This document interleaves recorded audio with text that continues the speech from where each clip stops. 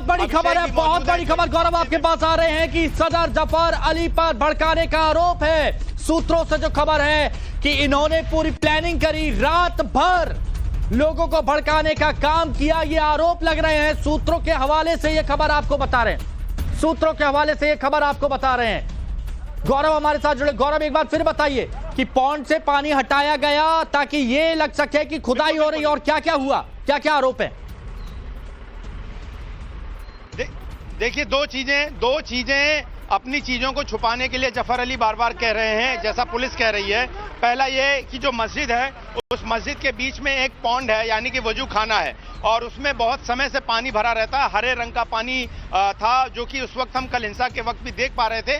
लेकिन जब सर्वे की टीम आती है तो जाहिर तौर पर जो पॉन्ड का हिस्सा है उसे भी खाली करा कर ही देखा जाता है कि पॉन्ड के नीचे क्या है, ताकि वीडियोग्राफी और फोटोग्राफी में कमिश्नर सर्वे में पता लग सके। और कमिश्नर सर्वे का उद्देश्य ही कोर्ट कमिश्नर सर्वे का यही होता है।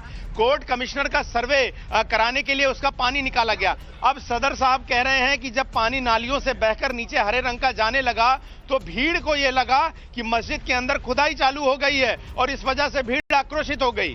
दूसरा, वो कह रहे हैं कि जो सीओ संभल हैं उन्होंने लाठीचार्ज कर दिया, गालियां बकी, उसकी वजह से भीड़ वहां पर उत्तेजित हुई। लेकिन सदर साहब इस बात को छुपा रहे हैं, जो कि पुलिस दावा कर रही है कि 23 की रात को जब उन्हें पता लग गया, सर्वे का लेटर जिसे हम बार बार दिखा रहे हैं, जब वो उनके पास पहुंच गया तो उसके बाद उन्होंने लोगों को उकसाया है, भड़काया है, भीड़ इकट्ठी की है। क्योंकि बिना प्लानिंग के जो है इतनी बड़ी संख्या में, मैं आपको बता दूं, 3 से 4-5 ट्रॉली लगभग पत्थर जो है मस्जिद के उन पीछे की गलियों से हटाया गया जहां पर पत्थर मौजूद था। तो इतनी बड़ी साजिश थी, और उसमें पुलिस को प्रथम दृष्टया ये लगा है कि जो शाही जामा मस्जिद के जो सदर हैं जफर अली, जो कि एक बड़े जाने माने वकील हैं यहाँ पे चंदौसी की कोर्ट में, और उनकी अच्छी खासी प्रैक्टिस है, और इस मस्जिद के सदर भी हैं, उनका भी रोल है लोगों को भड़काने में, इस हिंसा में भड़काने के लिए। तो उनका एक स्वरूप वो था, जब सर्वे चल रहा था तो वो मस्जिद में से अनाउंसमेंट करके कह रहे थे कि मुसलमान चिंता न करें, हम उनके साथ हैं, सिर्फ सर्वे हो रहा है कोर्ट के आदेश।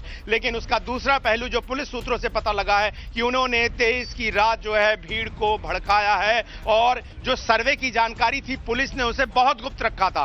इतना गुप्त रखा था, मैं आपको बता दूं कि यहां पर स्थानीय स्तर पर भी बहुत लोगों को नहीं पता था, जो इस मामले को देख रहे थे, बहुत सारे वकीलों को नहीं पता था। यहां तक कि लोकल पुलिस में भी सबको इस तरह की जानकारी नहीं दी गई थी।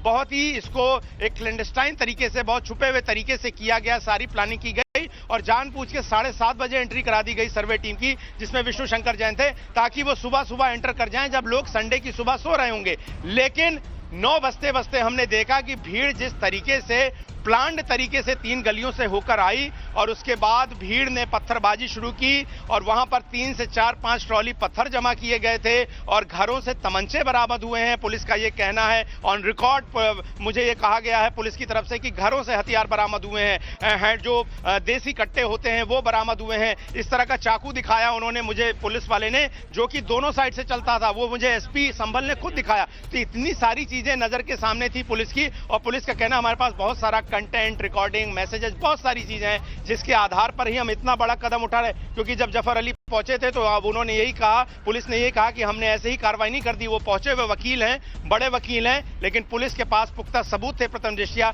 यही वजह थी कि हमने कार्रवाई की। और हमारे साथी अभिषेक जो हैं, उन्होंने कुछ इस मामले में इन्वेस्टिगेशन की है, लगातार वो इलाके में छानबीन कर रहे हैं घूम कर। अभिषेक, बताइए अभी क्या स्थिति है, और पुलिस को क्यों रैपिड एक्शन फोर्स को बुलाना पड़ा, सेंट्रल फोर्सेस क्यों बुलानी पड़ी?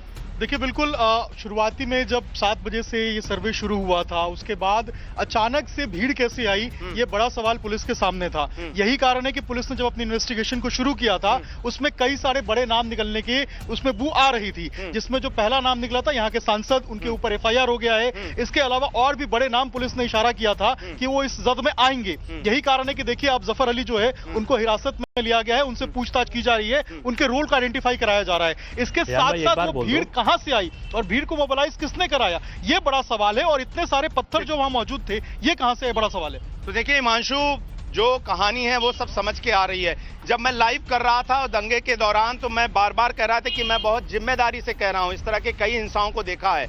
जिस सुनियोजित तरीके से 3 गलियों से लगातार भीड़ आ रही थी, और भीड़ नकाब बांधकर तैयार थी, जिस तरह से उन्होंने खाली प्लॉट्स में छतों पर पत्थर रखे हुए थे, जिस तरह से उन्होंने DM SP कर मौके पर जो है पत्थरबाजी की, पैर में गोली मारी गई, एसपी के पीआरओ को गोली मारी गई, एक एसआई से उनकी मैगजीन लूटी गई।